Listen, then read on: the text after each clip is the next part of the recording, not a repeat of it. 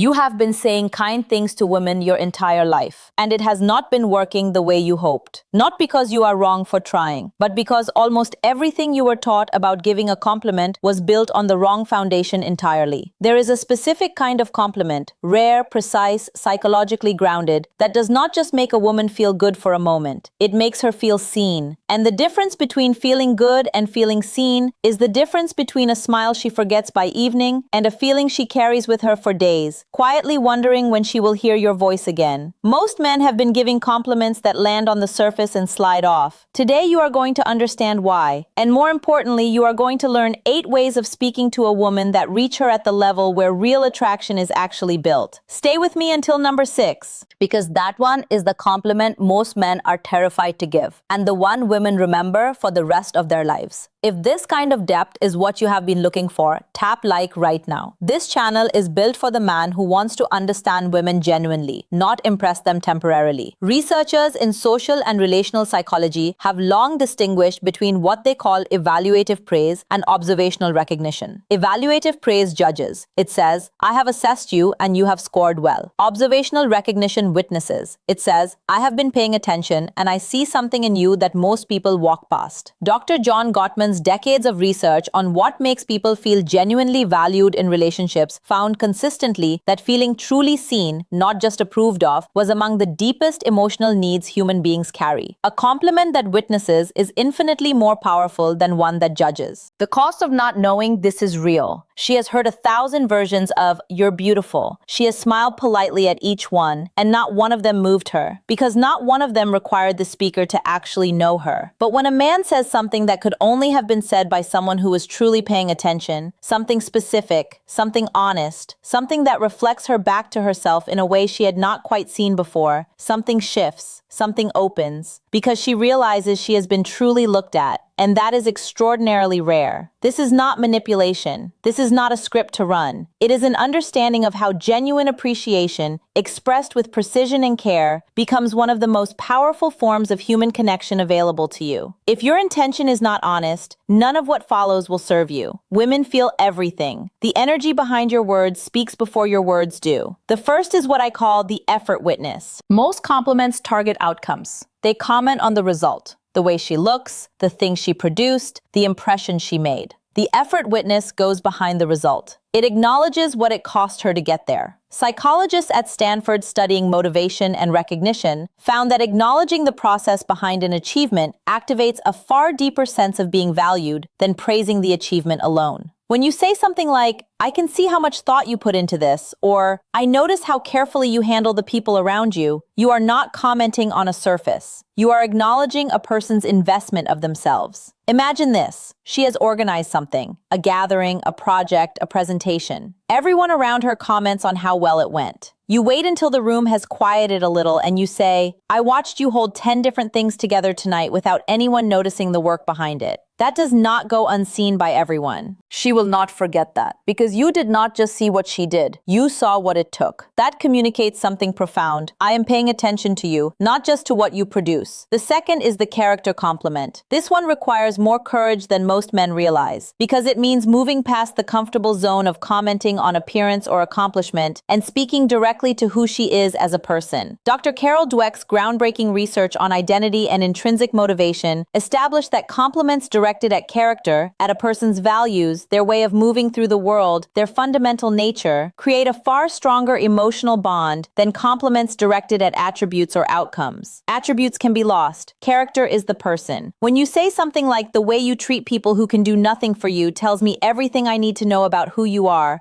speaking to the core of her. Not her looks, not her success, not her social performance, her character. Imagine this. You are at a dinner and you watch her quietly check in on someone at the edge of the gathering who seems uncomfortable. Nobody asked her to do it. Nobody noticed. Later, when the two of you have a moment, you say, I saw what you did with him earlier. That kind of instinctive kindness is not common. She will look at you differently after that. Not because you flattered her, because you witnessed something she did not even think she was being watched doing, and you named its value. The third is what I call the specific memory return. This is one of the most powerful things a man can do in a conversation, and almost none of them do it. You take something she said, days, even weeks ago, and you bring it back. Not to show off your memory, but because it genuinely stayed with you. Research on what makes people feel emotionally close to one another consistently finds that retained detail, the experience of having something you said remembered specifically, signals to another person that they matter. Not in a general way, in a personal, irreplaceable way. It says, "You are not interchangeable with anyone else in my life. What you said lived in me after you left." When you tell her, "I have been thinking about what you said last week about how you feel most like yourself when you are near water. That stayed with me," you are giving her something no generic compliment can offer. You are giving her evidence that she is thought about when she is not present. A woman in her mid-50s once shared something with me that I have carried ever since. She said, "The man I fell most deeply for in my adult life was not the most attractive or the most successful. He was the one who remembered. Every time we spoke, he brought something back from the last conversation. I felt like I was being kept safe in his mind,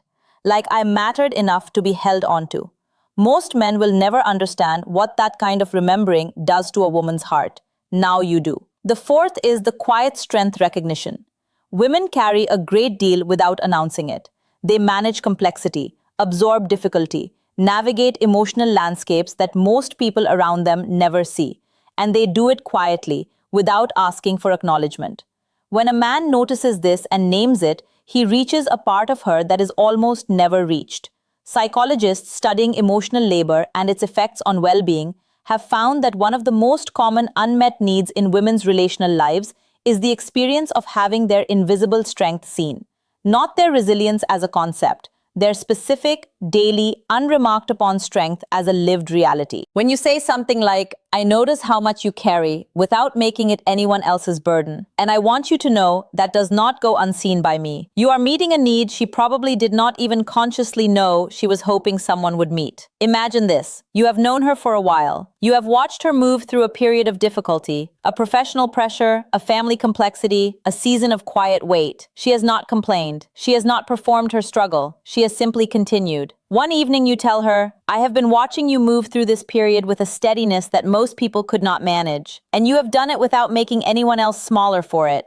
That is not a small thing. She may not say much in response. The depth of what she feels in that moment may be too large for an immediate reply, but it will settle in her, and it will stay. And here, right at this midpoint, if these words are giving you something you have been looking for, subscribe now. Every video on this channel is built for exactly this depth, for the man who wants to understand, not just impress. The fifth is what I call the growth mirror. This is a compliment that requires you to have been paying attention over time. It reflects her development back to her. It says, "I have known you long enough to see you change, and the direction you are moving in is remarkable." Dr. Dan McAdams, a leading narrative psychologist at Northwestern University, has documented extensively that one of the deepest human psychological needs is to feel that our growth is witnessed, that the story of who we are becoming is being followed by someone who cares. When a man reflects a woman's evolution back to her with specificity and warmth, he becomes, in that moment, a witness to her life. And that is one of the most intimate positions one person can occupy in relation to another. When you tell her, "I remember who you were when we first met, and I watch who you are becoming," and the distance between those 2 points is extraordinary,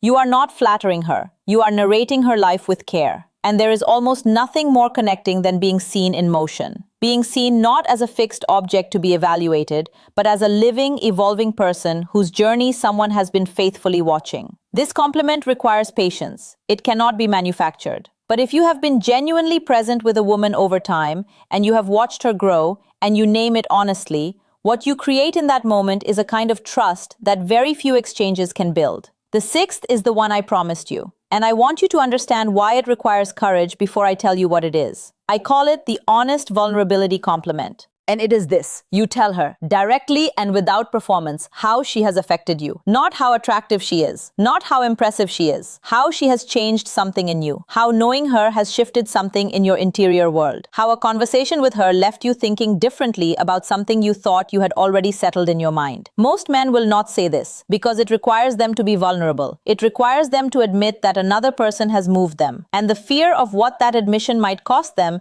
keeps them behind the safe distance of surface compliments forever. But here is what the research tells us. Dr. Arthur Aaron's work on interpersonal closeness found that mutual self-disclosure, the willingness to reveal how another person has genuinely affected us, is one of the fastest and most durable pathways to deep emotional connection ever documented. When you allow her to see that she has had an impact on you, you are not showing weakness. You are showing that you are a man with enough interior life to be moved. And that is, to a woman who is looking for real connection, one of the most attractive qualities a man can possess. Imagine this. You have spent a few hours in conversation with her, real conversation, the kind that goes somewhere neither of you planned. At the end of the evening, rather than a generic parting remark, you say, "I want to be honest with you about something. The way you think about things has genuinely shifted something in me tonight. I did not expect that, and I am glad it happened." She will go home and sit with that. She will return to it the next morning and the morning after. Because you did not tell her she was impressive. You told her she mattered to you in a specific, honest, irreversible way. And that is a gift that almost no one gives. A word of careful honesty here. This compliment only works when it is true. It cannot be performed. Women have been reading sincerity and its absence for their entire lives. If you say this without meaning it, she will sense the performance behind it, and it will do the opposite of what you intended. Say it only when you mean it, and mean it fully when you say it. The seventh is the permission compliment. This one is subtle and it is profound. It tells her that who she already is, not a better or different version of herself, but exactly who she is right now, is more than enough. In a world that constantly suggests to women that they should be adjusting, improving, refining, performing, a man who says clearly and honestly, "I hope you know that the version of you that showed up tonight, without any performance or presentation, is the one I find most remarkable," gives her something she may have spent years waiting to hear. Psychologists studying self-acceptance and relational safety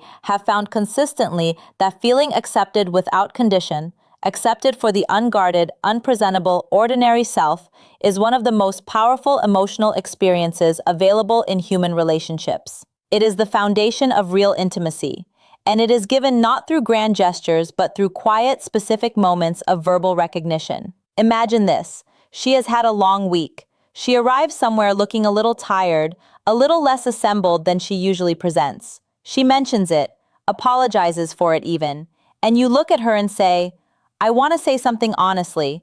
I have seen you polished and prepared, and I have seen you like this, and I will tell you something. This version is the one that makes me feel like I am actually talking to you." That sentence will undo something in her, something she did not know was wound that tight. Because you just told her she does not have to work for your approval. And for a woman who has been working for approval in various forms since childhood, that is a kind of rest she has perhaps never quite been offered. The eighth and final is what I call the future faith compliment. It does not comment on who she is today. It expresses belief in who she is still becoming. It looks forward, and it says, "I have seen enough of you to believe in what is still ahead of you." Research on hope, self-efficacy, and relational encouragement, documented across decades of work by psychologists, including Dr. C.R. Snyder at the University of Kansas, has shown that having one person in your life who expresses genuine belief in your future self is among the most statistically significant predictors of a person's willingness to take meaningful risks, to grow, and to reach toward their own potential. When you tell her, "I do not know everything that is ahead of you, but I have seen enough of how you move through the world to believe it is going to be something worth watching," you are not offering empty encouragement. You are placing your confidence in her as an investment. You are saying, "I have paid attention, and what I see makes me a believer." Imagine this. She is standing at the edge of something significant, a decision, a transition, a moment of uncertainty about her own direction. And instead of advice, instead of reassurance that everything will be fine, you give her something more valuable than either. You give her your honest belief. You say, "I have watched the way you approach things that matter to you, and I do not say this lightly. I believe in where you are headed." She may carry those words forward into the hardest moments of what comes next. Because you were not telling her what she wanted to hear. You were telling her what you actually believed. And that is the rarest form of kindness a person can offer another.